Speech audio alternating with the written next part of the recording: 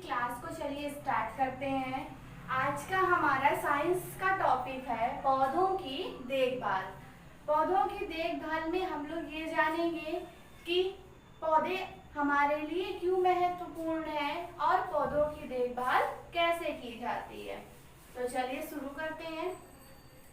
आप लोग सब लोग जानते हैं कि पौधे हमारे जीवन के लिए बहुत महत्वपूर्ण हैं। पौधे मानव तथा जीव जंतु दोनों के जीवन का आधार है। क्यों आधार है? क्योंकि जो मानव है, मानव भोजन तथा वस्त्र दोनों के लिए पौधों पर ही निर्भर रहता है और जो जंतु होते हैं वो भी अपने भोजन के लिए किस पर निर्भर होते हैं? पौधों पर निर्भर होते हैं।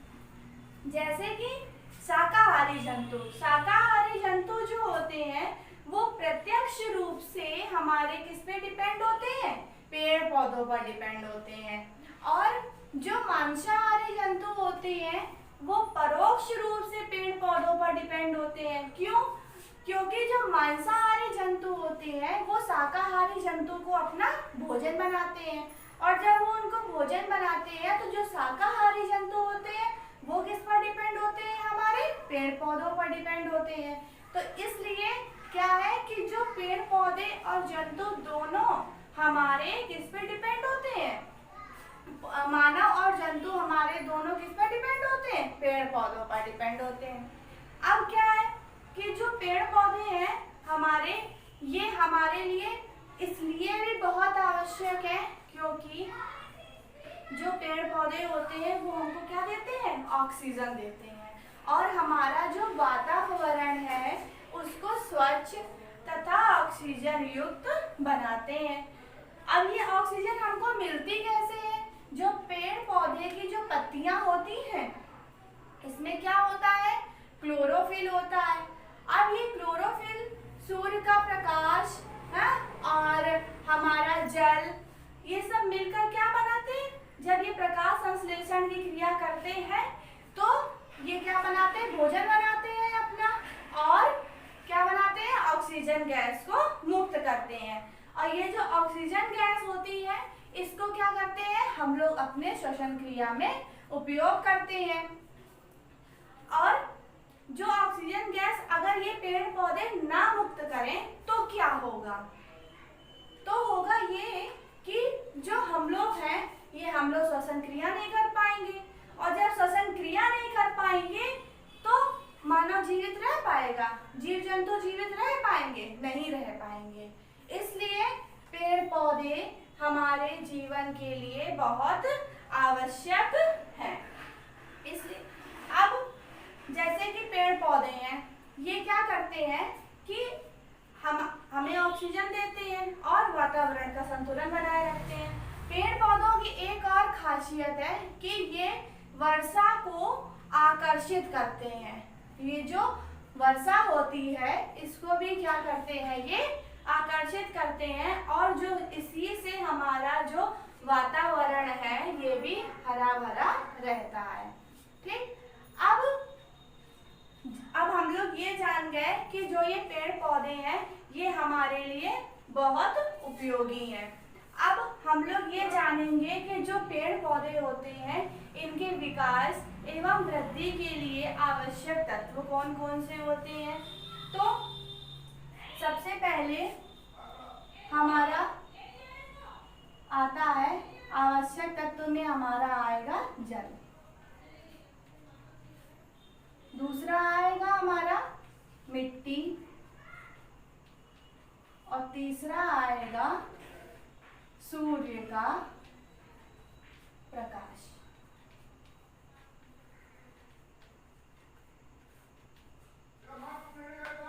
चलिए स्टार्ट करते हैं। जल तो सभी के लिए बहुत महत्वपूर्ण है क्योंकि जल ही हमारे जीवन का आधार है। चाहे हम लोग हो, मानव हो, जीव जंतु हो और चाहे पेड़ पौधे हो। तो जब अगर पेड़ पौधे हैं जैसे, तो अगर उनको जल नहीं देंगे तो क्या वो जीवित रह पाएंगे? नहीं रह पाएंगे। इसलिए पौधों को पर्याप्त मात्रा में जल देना भी आवश्यक होता है।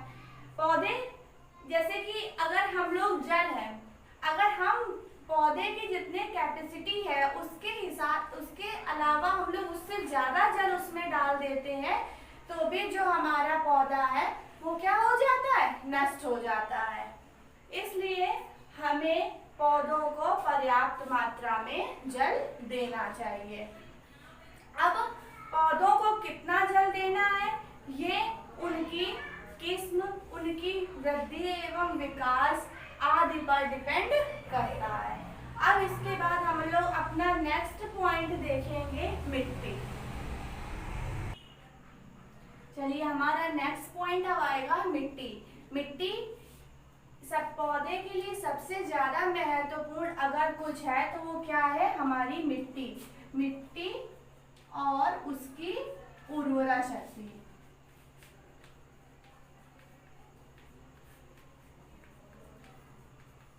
कैसे, चलिए देखते हैं। पौधे जो मिट्टी होती है उससे जल अवशोषित करते हैं और जल के साथ साथ वो किसको अवशोषित करते हैं, खनिज लवणों को अवशोषित करते हैं। जब काफी दिनों तक एक ही टाइप की मिट्टी में, जब क्या होता है कि जब काफी दिनों तक एक ही तरह की मिट्टी में पौधे लगे रहते हैं तो क्या होता है कि बार बार उससे खनिज लवण को अवशोषित करते रहते हैं, तो क्या उसके जो खनिज लवण होते हैं उनकी मात्रा में क्या होता है, कमी आ जाती है। और जब उसमें कमी आ जाती है तो उससे क्या होता है कि उसकी उर्वरा शक्ति जो होती है वो भी कम हो जाती है।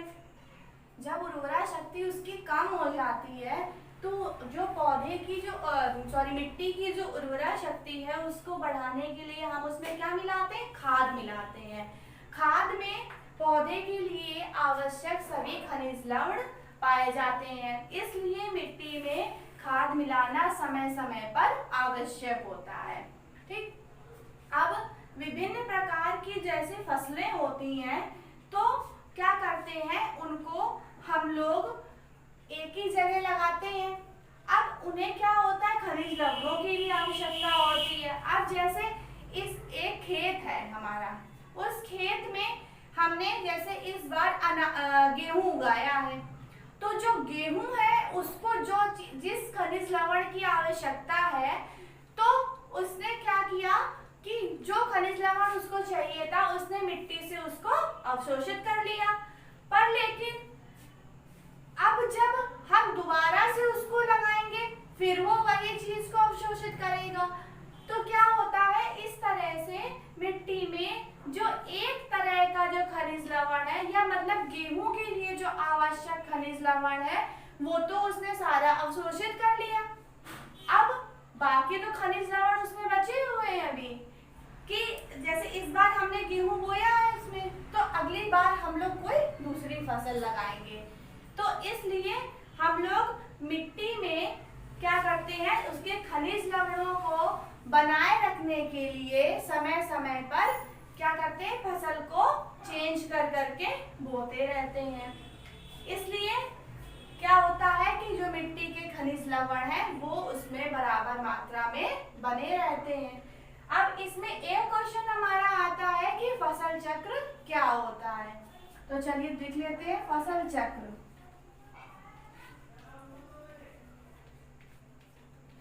ये क्वेश्चन बहुत इंपॉर्टेंट होता है, ये जरूर पूछा जाता है। फसल चक्र किसी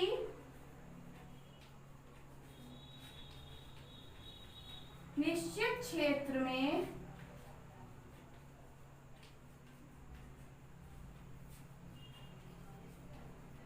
निश्चित क्रम में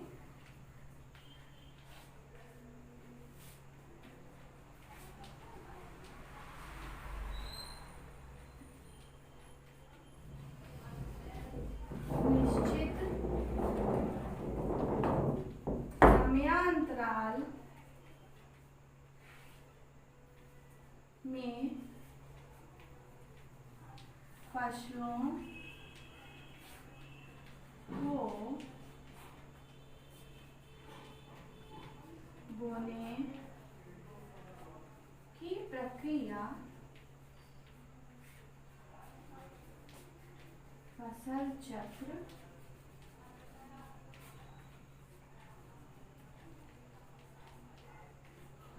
कहलाती है। इसलिए ज्यादातर जो किसान लोग होते हैं वो हर क्षेत्र में बार बार बदल बदल के फसलों का उत्पादन करते हैं, जिससे कि फसल चक्र के द्वारा मिट्टी में उपस्थित खनिज लवण जो है उनकी मात्रा और मिट्टी की उर्वरा शक्ति को बनाए रखा जा सके। अब हमारा नेक्स्ट आएगा इसमें सूर्य का प्रकाश। चलिए देखते हैं अपना थर्ड, सूर्य का प्रकाश क्या है। हरे पौधों के लिए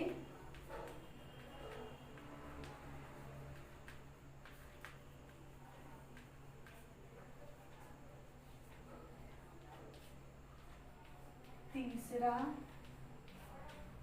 महत्वपूर्ण घटक सूर्य का प्रकाश है। सूर्य का प्रकाश क्यों है? क्योंकि सूर्य का प्रकाश जो है हमारा, उससे क्या होता है, पेड़ पौधों को ऊष्मा प्राप्त होती है और सूर्य के प्रकाश में ही ये अपने भोजन का निर्माण करते हैं। इसलिए सूर्य का प्रकाश पेड़ पौधों के लिए बहुत आवश्यक होता है।